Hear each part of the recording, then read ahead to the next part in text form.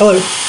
So in this video, we're going to talk about conflation and why it may be a problem when you're making an argument.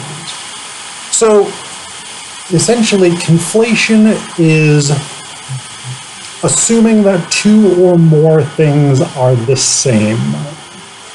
You may conflate two ideas, two locations, two people, two demographic groups, whatever it is, anything like this. It is the assumption that two things are identical or are the same. So one very basic example is people often conflate England, Britain, and the United Kingdom. Technically, these are not the same political entity.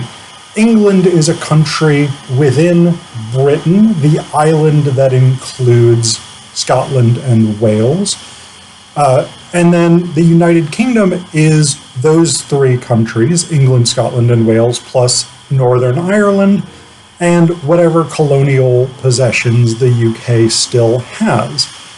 Technically, these are not the same thing, though in common parlance, when we're speaking about them, we may refer to, for instance, Elizabeth II, who is still on the throne at time of filming, as the Queen of England. That's not technically wrong, but it's also not technically accurate. England is not the same as Britain. Britain is not the same as the United Kingdom, necessarily.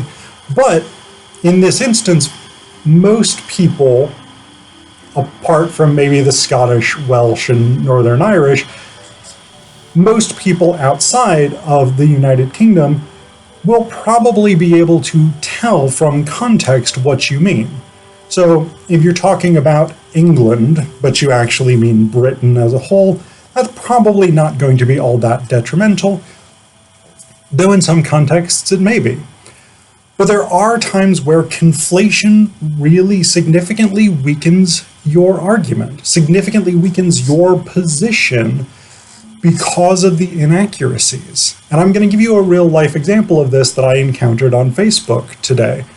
So I saw a post from a humanists Facebook group that I follow. It was about, I don't know, there's been 3,000 or so gods that humanity has believed in over our existence as a species, but you insist that yours is correct. Fine, whatever. What someone had posted as a comment was, if there's 3,000 gods in human history, why are atheists and humanists only concerned about one of them if that one is not the true God? Now, there's a number of conflations here. And then I'll take you through some of those conflations in just a second. So I responded by essentially saying, first off, actually my response takes you through a number of the conflations anyway. So first off, atheists and humanists are not necessarily the same thing. One can be a religious humanist.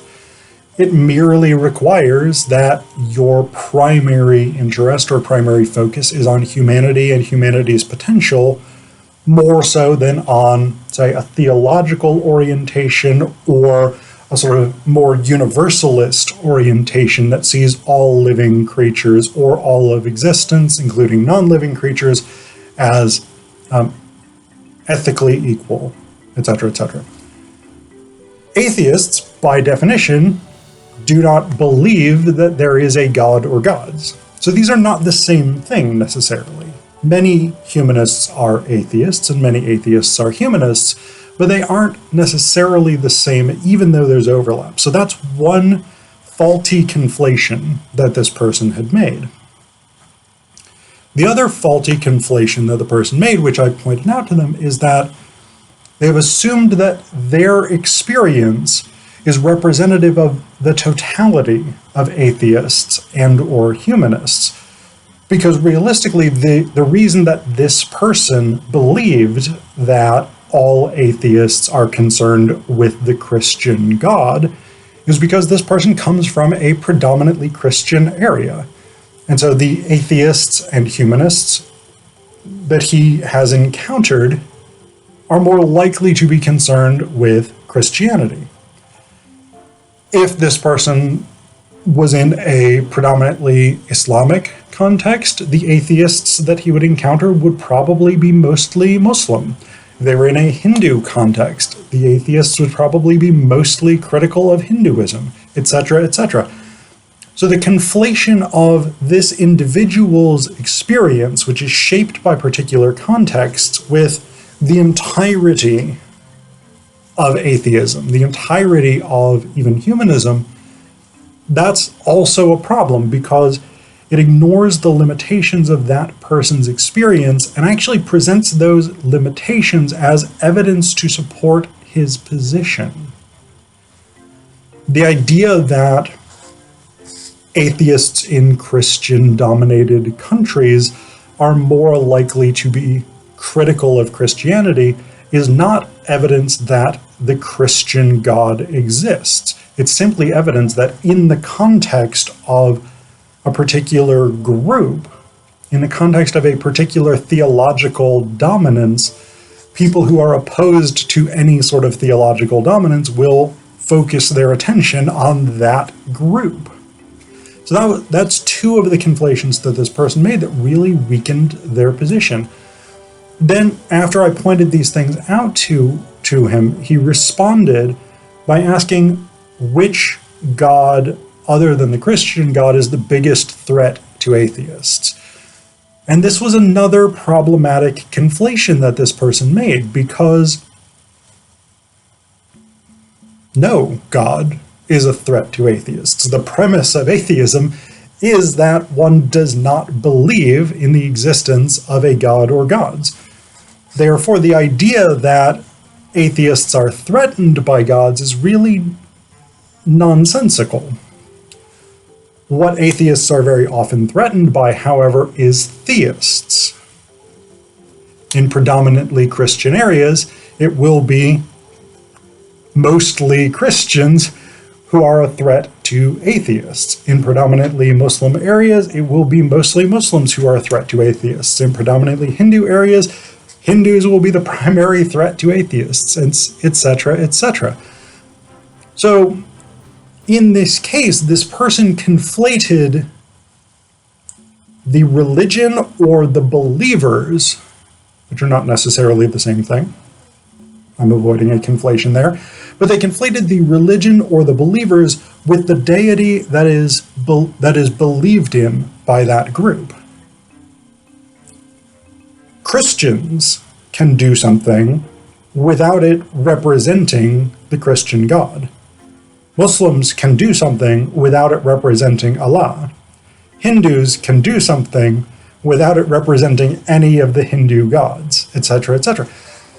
So again, here we have a problematic conflation that weakens the argument that this person wanted to make.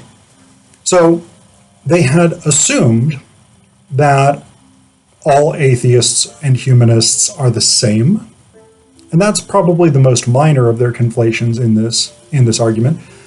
But because that's not true, that starts us off in a position to question the legitimacy, the reliability of this argument. So we've got that conflation. Then we have the conflation of, I have only seen X, therefore only X exists. This is also called a hasty generalization. This is a logical fallacy. And as you may know, if you watched my video on logical fallacies are failures of logic that cannot be reasonably utilized to prove an argument, even if the argument itself is fundamentally correct. Not all atheists are primarily concerned with responding to Christianity. That is context-driven. So that's the second conflation in this argument. And then the conflation between a god or a set of gods and the followers, or the religion as an institution. This is the third conflation that this person has made. And again, atheists are not threatened by God or gods. Atheists are threatened typically by the followers of gods when those followers attempt to impose their beliefs on atheists or on society in general, regardless of other theological or philosophical beliefs.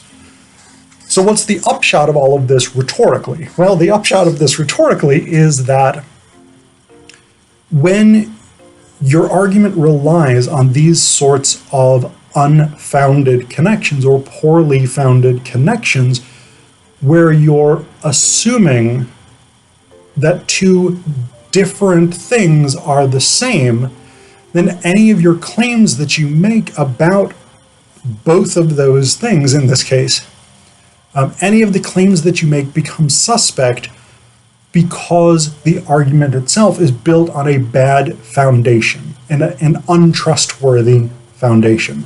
So when you're writing, when you're speaking, when you're making an argument and trying to persuade people, be very careful about avoiding conflating things that are not the same.